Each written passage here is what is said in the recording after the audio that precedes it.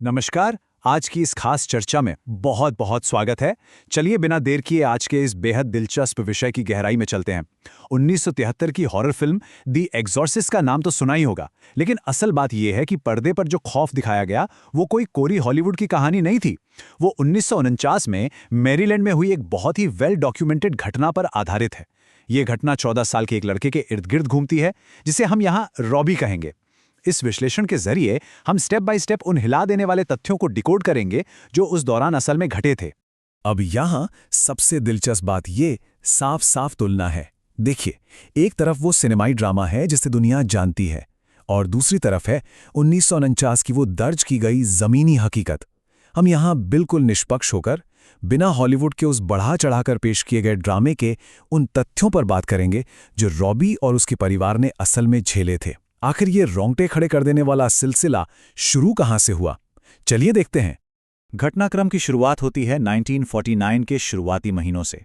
Robbie अपनी aunt Harriet के काफ़ी करीब था, जो पैरानॉर्मल एक्टिविटीज़ और डार्क स्टडीज़ में बहुत दिलचस्पी रखती थीं, और उन्होंने ही रॉबी को एक उइजा बोर्ड गिफ्ट किया था। सब कुछ ठीक चल रहा था, लेकिन फिर अचानक आंट हैरियट की मौत हो जाती है। रॉबी इस गहरे सदमे को बर्दाश्त नहीं कर पाता और वो अपनी मृत आंट से दोबारा संपर्क करने के लिए उसी उइजा बोर्ड का लगातार इस्तेमाल करने लगता है। और यहीं से चीजें बिगड़ने लगीं। रॉबी के व्यवहार में एक भयानक और अजीब सा बदलाव आने लगा। स्टेप 1, वो अचानक से हद से ज्यादा चिड़चिड़ा हो गया। स्टेप 2, उसके शरीर पर रहस्यमयी खरोच के निशान दिखने लगे, जिनका कोई लॉजिकल कारण था ही नहीं। और स्टेप 3, उसे अजीबोगरीब आवाजें सुनाई देने लगी। मतलब ये सब रातों रात नहीं हुआ, ये एक नॉर्मल जिंदगी से खौफ की तरफ बढ़ता हुआ एक बहुत ही धीमा, डरावना सफर था। उस घर का माहौल इमेजिन करके देखिए, वो कितना खौफनाक हो चुका था। रिपोर्ट्स के मुताबिक दीवारों से आती आवाजें, एक रोती हुई औरत और उसके तुरंत बाद जोर जोर से गूंजती हुई हंसी। परिवार वालों ने खुद ये बताया कि ये भयानक आवाजें पूरे घर में गूंजती थीं। सोचिए जरा, अपना ही घर जहां इंसान सबसे ज्यादा सुरक्षित महसूस करता है, वही बंद दीवारों से ऐसी खौफनाक आवाजें आ रही हों। लेकिन सच बताऊं तो ये सिर्फ शुरुआत थी। ये पूरा मामला एक बहुत ही डरावने टर्निंग पॉइंट पर तब पहुंचा जब एक शाम रॉबी घर पर बिल्कुल अकेला था। वो उस उइजा बोर्ड का इस्तेमाल कर रहा था। तभी घर के दरवाजों और खिड़कियों पर एक खास पैटर्न में 3 बार खटखटाहट होने लगी, और अचानक कमरे में 2 काले साए तेजी से घूमने लगे। घर की सारी लाइट्स तेजी से जलने बुझने लगीं। ये एक एकदम साफ इशारा था कि उस घर में कुछ बहुत ही असामान्य चीज प्रवेश कर चुकी थी। रॉबी बुरी तरह से डर गया और भागकर सीधा अपनी आंट हैरियट के कमरे में गया, लेकिन वहां जो नजर आया वो सच में रोंगटे खड़े कर देने वाला था।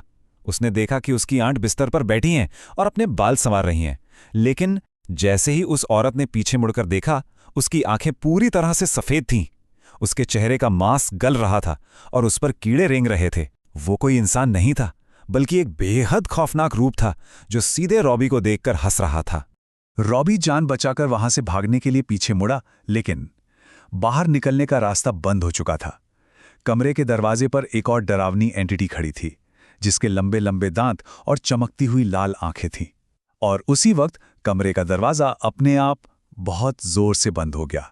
रॉबी उस खौफनाक कमरे में पूरी तरह से फंस चुका था। इस भयानक घटना के बाद जब परिवार वाले घर पहुंचे तो उन्होंने जो दृश्य देखा वो हम यहां बिल्कुल निष्पक्ष रूप से रिपोर्ट कर रहे हैं। उन्होंने देखा कि रॉबी फर्श पर पड़ा है और एक मरी हुई बिल्ली का कच्चा मांस खा रहा है।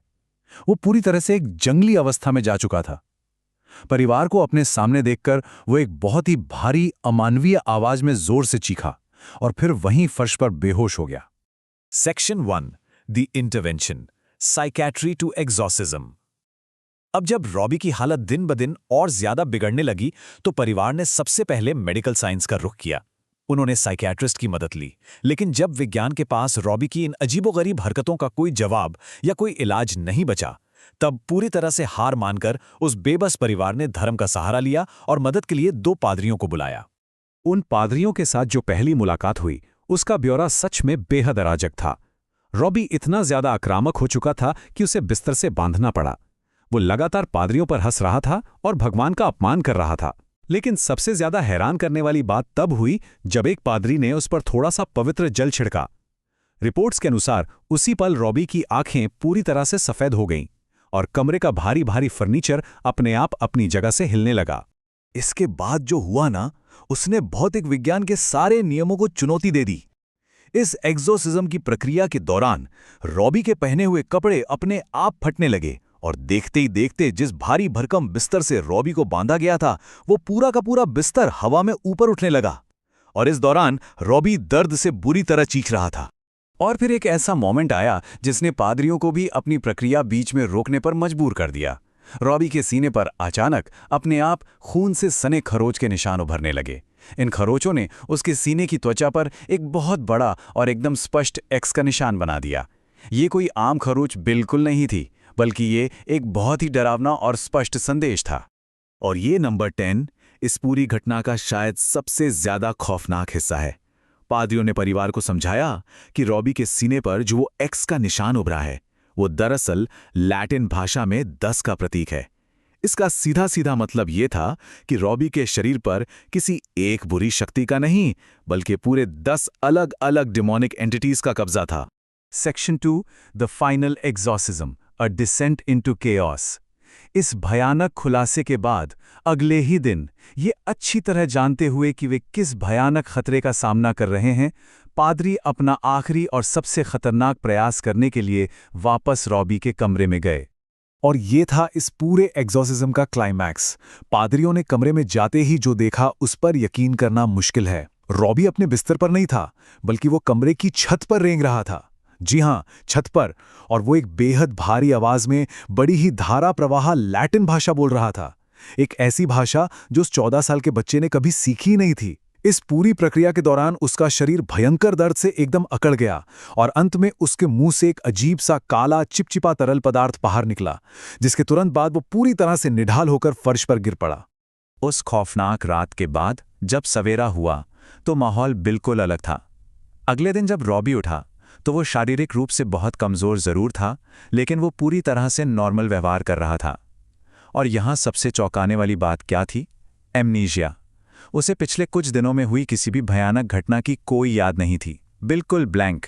उसके दिमाग ने उस पूरे खौफ को, उन सारी यादों को पूरी तरह से मिटा दिया था। तो ये सब हमें एक बहुत ही गहरे सवाल पर लाकर खड़ा कर देता है। अगर उस 14 साल के लड़के को कुछ भी याद नहीं रहा, तो उस मैरीलैंड के घर में उसके परिवार और पादरियों ने अपनी आंखों से असल में क्या देखा था? क्या वो केवल इंसान के दिमाग की कोई अज्ञात, बहुत ही रेयर मनोवैज्ञानिक बीमारी थी? या फिर वाकई उस कमरे में कोई सच्ची, भयानक और डार्क शक्ति मौजूद थी? ये एक ऐसा सवाल है जो आज भी सोचने पर मजबूर कर देता है। आज के इस विश्लेषण में साथ जुड़ने के लिए बहुत बहुत धन्यवाद।